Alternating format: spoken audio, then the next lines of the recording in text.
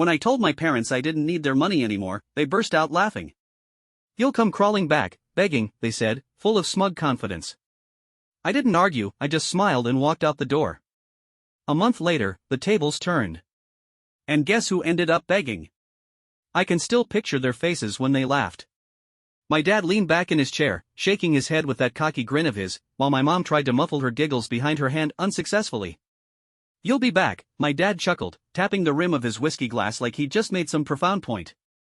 "You think you can make it out there without us? Without our money?" I didn't bother answering. I just tightened my grip on my suitcase, looked him straight in the eye, and said, "Watch me." Then I turned and walked right out of that house. The thing about growing up in my family? It was never about money, we always had plenty of that. The real issue was control. My parents used their wealth like a set of invisible chains, yanking them tighter every time I dared to think for myself. They'd give me just enough slack to make me think I had freedom, but it was always a trick. They kept me dependent. Every big decision I ever made, where to go to school, what job to take, who I spent time with, was shaped by their expectations. If I ever pushed back, they didn't argue. They just reminded me who paid the bills. Who bought your car? Who covers your rent? Who's putting food on that plate? It was never said outright, but the message was clear as day: fall in line, or we pull the plug. For years, I played along. I forced smiles through clenched teeth, nodded politely while they brushed off my dreams as childish nonsense. But the night I finally told them I was done, that I didn't need a dime from them, I saw something different in their eyes. They weren't worried. They were amused. They were so sure I'd crash and burn. They thought I'd be back in no time, tail between my legs. But they had no idea who I really was. And just 4 weeks later, everything changed in a way none of us saw coming.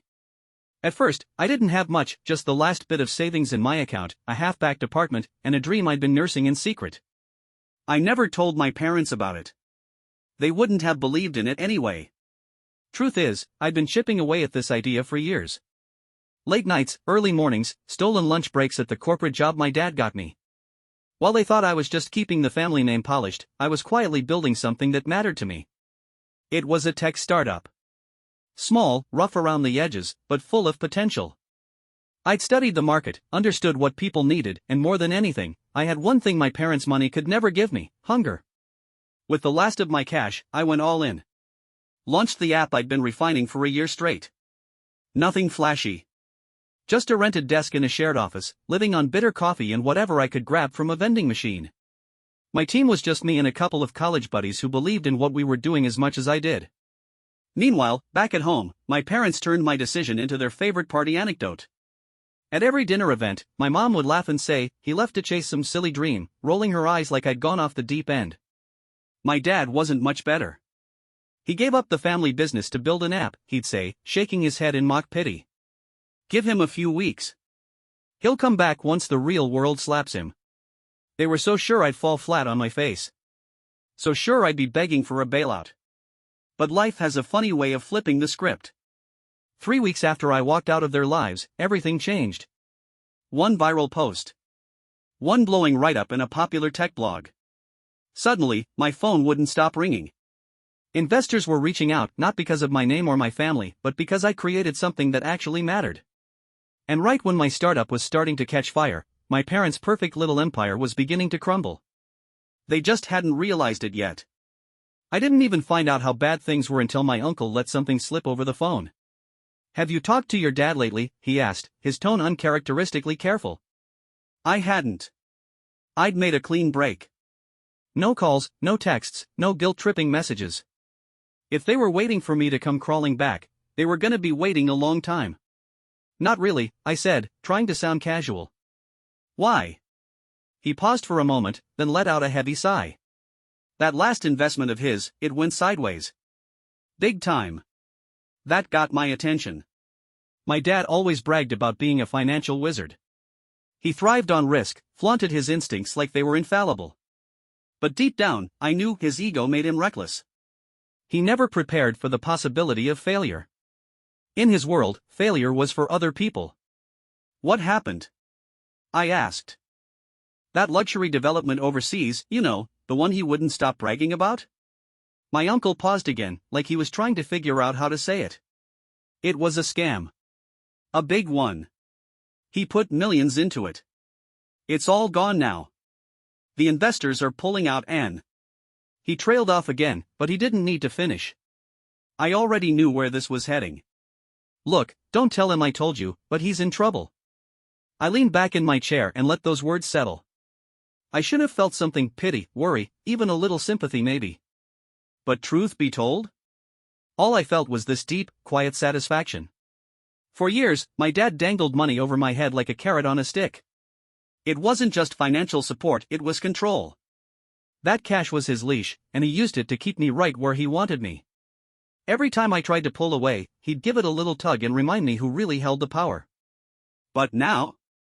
For the first time in his life, he had none. And the irony of it all? While his little empire was falling apart, I was finally getting my footing. My app had just crossed 500,000 users in under a month. Investors were lining up, throwing out numbers I never imagined I'd hear. That cute little hobby they used to mock had turned into something real, something way bigger than them. And just as I was soaking in the sweet, overdue taste of poetic justice, my phone lit up with a name I hadn't seen in weeks. Mom! I stared at the screen, already knowing why she was calling. They weren't laughing anymore. I let it ring. Then I let it ring again. For years, they conditioned me to believe I was nothing without them. That without their name, their money, their influence, I'd be lost. But now? Just 1 month after I walked out, they were the ones reaching out to me. The irony was almost too good to be true. After the 4th missed call, she finally left a voicemail. I thought about ignoring it, but curiosity won out. Her voice came through, a little too calm to be genuine. Sweetheart, it's your mother. I know things were tense when you left, but we need to talk. It's important. There was a pause. Then, your father and I were dealing with a situation. Call me back. A situation. That's one way to describe losing millions on a bad investment. I smirked and dropped the phone on my desk. They could wait. I had real work to do. But 2 days later, I cracked. Not because I felt guilty, far from it. I was just curious. So when she called again, I picked up. And the second she spoke, I heard the difference. The usual arrogance was gone. That sharp edge she always had in her voice? Now it sounded softer. Almost desperate. Oh, thank God you answered. I leaned back again, kept my voice flat. Busy. What do you need? She hesitated. We need a little help. There it was. I had to fight the urge to laugh out loud. A month ago, they laughed in my face for walking away. Now they were asking for help. Still, I played dumb. Help? With what? It's your father, she blurted. He made some bad investments. People are panicking. There are legal threats, financial obligations, it's complicated. I bet it is. I said it flat, like I was just chatting about the weather. And? She paused. Then finally said it. We need money. I grinned like a kid on Christmas morning. Ah. There it is. You need money? I repeated, dragging the words out just to watch them squirm. Funny. I thought I wasn't gonna last a month without you. She inhaled sharply. Honey, please. This isn't the time to be petty. We're family. Oh, now we're family? I thought about every time they mocked me, pushed me down, told me I'd never make it without their support. And now, they were the ones begging. I leaned forward, calm and collected. How much? There was a long, uncomfortable silence on the other end. Then she cleared her throat and said it. We need, around $2 million. I nearly choked on my own laughter. $2 million? I repeated, like I'd misheard. You think I've got that just lying around? You're successful now, she said quickly. Your business is doing well. We saw the articles. The interviews. Ah. So they had been paying attention. A month ago, I was just some disappointment chasing a pipe dream. But now that things were taking off? Suddenly they cared. I rubbed my temple, more amused than annoyed. And what do I get out of this? I asked. What do you mean? She replied, genuinely confused. I smiled to myself. they still didn't get it. You always said nothing in life is free, I reminded her. So tell me, what's in it for me? There was a pause, then her voice dropped. We're your parents. You're supposed to help us. I scoffed. Like you helped me when I walked out? Silence again. I leaned back, letting it drag out a little longer than necessary. Look, I could help, I said, like I was still considering it. But if I do, there are going to be conditions. Conditions, she echoed, clearly rattled. That's right, I said, letting the words settle in. They spent my whole life using money to control me. Now, I finally had the upper hand. What do you want? She asked, quieter now. I grinned. For starters? I want full ownership of Dad's company. There was a sharp gasp on the other end. That's ridiculous, she snapped. Your father built that business from nothing. Yeah. And now it's burning down, I said coolly. I'd be doing you a favor. She sputtered, tried to pivot. There has to be something else. That's my offer, I cut in. Take it or leave it. I could practically hear her pride and panic waging war inside her head. Finally, she said, I need to talk to your father. Of course you do, I replied, checking the time. You've got 24 hours. Then I hung up. Let them sweat. That night, I didn't hear a word. But I could picture it, my dad pacing, furious, chewing the inside of his cheek, trying to think his way out of it. My mom sitting on the edge of his desk, trying to soothe him, trying to convince him this was their only shot. And the truth? It was. They didn't have a choice. By morning, my phone buzzed. And when I looked at the screen, there it was, Dad. I let the phone ring twice before finally picking up. Yeah? I said, my tone easy, like I didn't have a care in the world. You think you're clever, don't you? My father snapped, his voice sharp and tight, like he was still clinging to the scraps of authority he used to throw around so easily. I didn't even flinch. I don't think, I said coolly. I know. We're not handing over the company, he barked. That's not happening. I shrugged, even though he couldn't see it. Well, in that case, this conversation's over. I moved to hang up, but just before I hit the button, I heard him mutter through gritted teeth. Wait. I smiled to myself. There it was. We can negotiate, he grumbled, like the word left a bad taste in his mouth. We'll give you a stake in the business. A seat at the table. Influence. But not full control. I let out a soft breath, pretending to mull it over. Nope. Be reasonable, he said, his voice getting tighter by the second. We built this empire. You can't just swoop in and take it from us. I let out a low laugh. That's rich, coming from you. You didn't think twice about trying to take everything from me when I walked away. He went quiet. Not a word. I leaned back in my chair, letting the silence hang. Let's not pretend this is about fairness. You need help. I've got the means. So here's the deal, you want my money, I get the company. That's it. There was a long pause. Then, for the first time in my life, I heard it in his voice, defeat. Fine, he muttered. I blinked, honestly a little surprised. What? Fine, he snapped louder this time, the tension in his voice cracking. You want the company? Take it. Just get us the damn money. I grinned like I'd just hit the jackpot. Pleasure doing business with you. 2 days later, I drove up to what used to be their pristine estate. You could already see the cracks, overgrown grass, a few dead patches in the flower beds. The place didn't shine like it used to. And neither did they. My mother looked tired, makeup barely hiding the bags under her eyes. My father, usually so polished, looked like he'd aged a decade. No handshake. No fake pleasantries. Just tension as thick as concrete. We sat at the same massive dining room table where they'd laughed at me not that long ago. Only this time, the air was heavy with silence.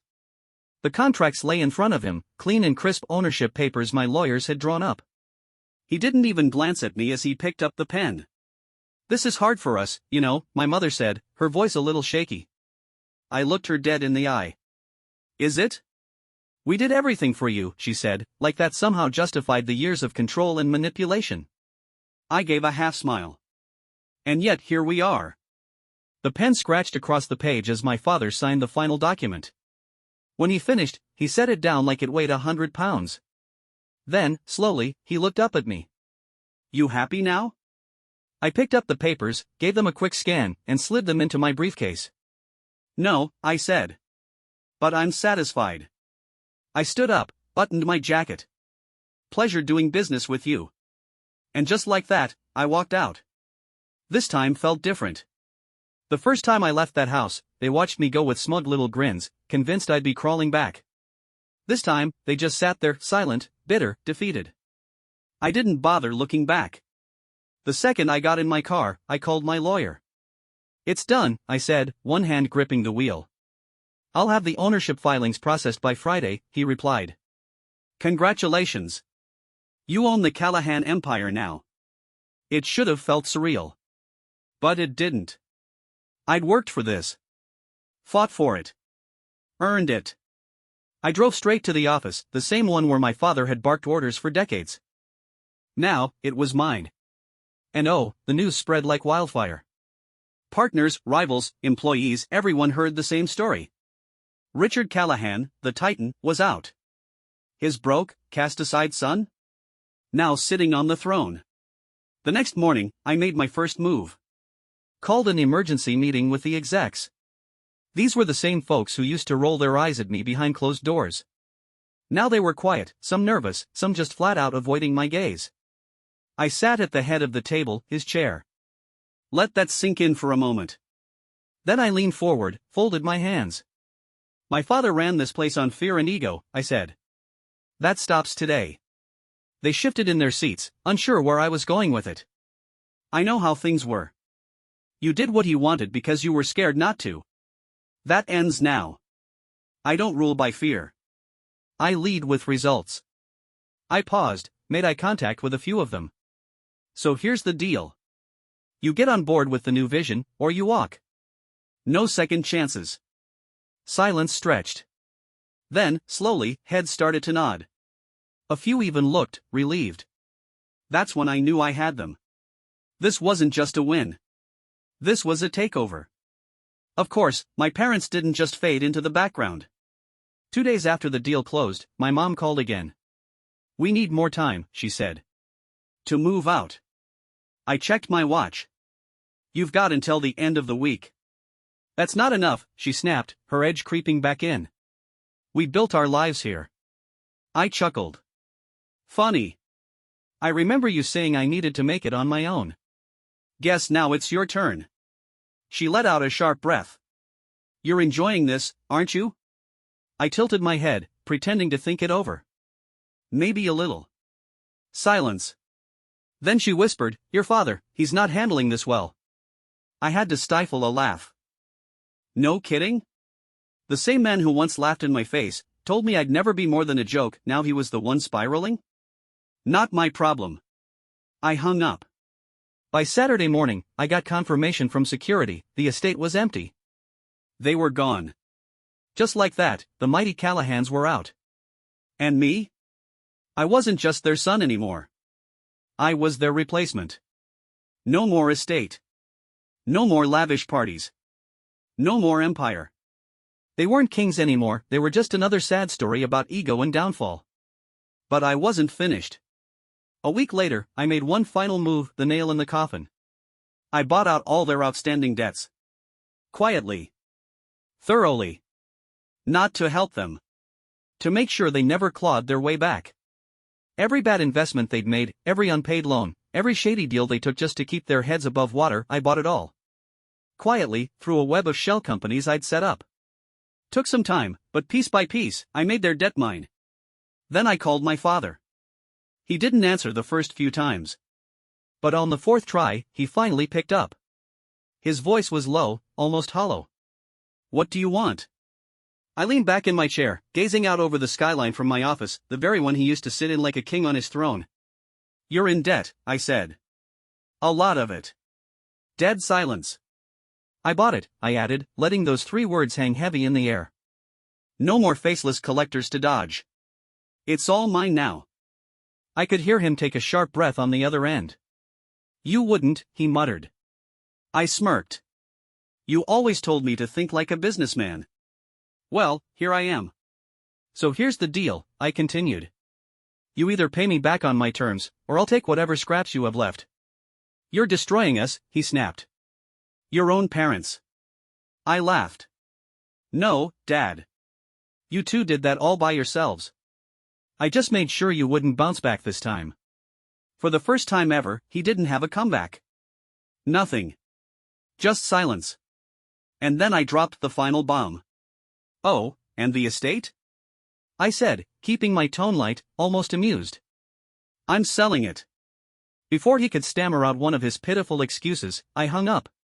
Just like that. Never heard from them after that. No phone calls.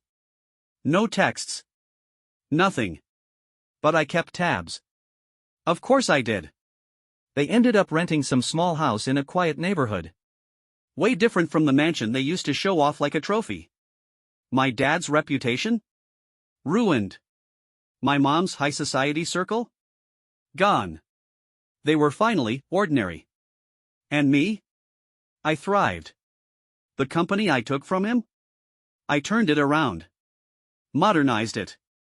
Grew it beyond anything he ever managed. It became mine in every sense. And one night, sitting in my penthouse with a whiskey in hand, watching the city lights flicker, I remembered the night I walked out of their house with nothing but my suitcase and whatever pride I had left.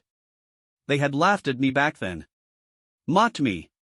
Dared me to prove them wrong. Well, I did. The truth is, I never needed them. They were the ones who needed me. They just realized it way too late.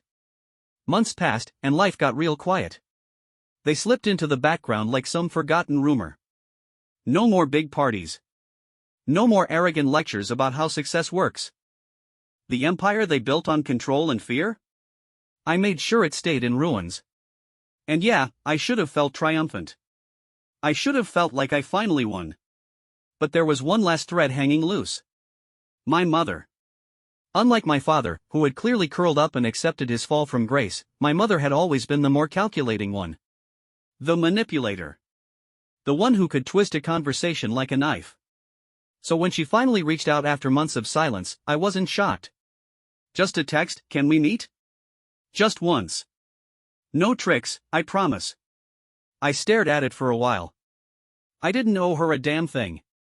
But curiosity got the better of me. What was her angle now?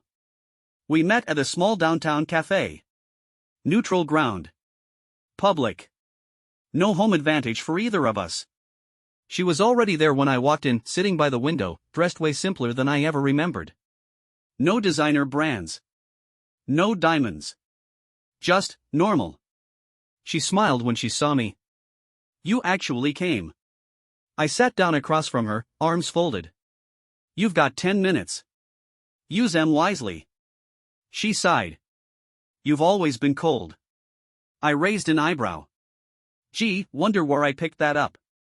She flinched, but tried to keep it together. I'm not here to fight, she said. I just wanted to talk. I waited. She stirred her coffee like she was waiting for some grand epiphany to float to the top. Your father's not doing well, she said eventually. I stayed quiet. He's not himself. Doesn't talk much. Just sits and stares. He knows what he lost. I shrugged. Sounds like karma finally showed up. She gave a bitter little laugh. I figured you'd say that. I leaned in. So what do you want, Mother? She hesitated. I want to fix this. I nearly laughed in her face. Fix what? All the years of manipulation? The power games? The way you and Dad treated me like I was just another pawn on your little board? She reached out, placed her hand over mine. We made mistakes. I pulled my hand back like her touch burned. Mistakes? Leaving your kid stranded at an airport as a joke? That's not a mistake. That's a choice. She exhaled hard. Okay. Choices. Some of them were wrong. But it doesn't mean we didn't love you. I stared at her, trying to find something, remorse, maybe. But all I saw was someone desperate not to be left behind. Love? I said quietly.